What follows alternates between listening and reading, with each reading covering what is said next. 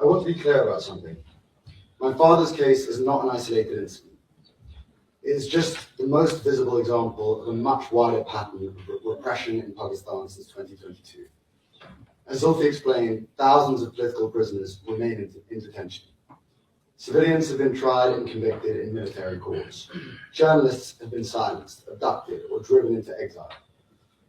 The February 2024 elections were rigged to prevent my father's party from taking over, and that was clear. What I want those present to understand is that my father's treatment is the military's test to see what they can get away with.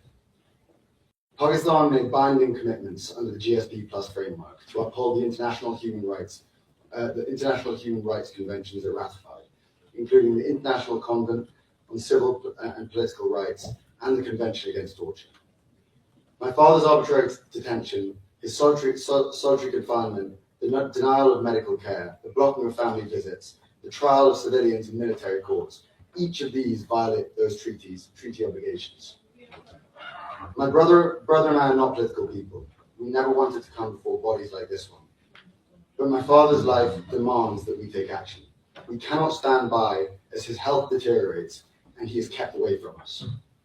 If the situation were reversed, we know he would not stop fighting until we were free. That is the very least we can do for him.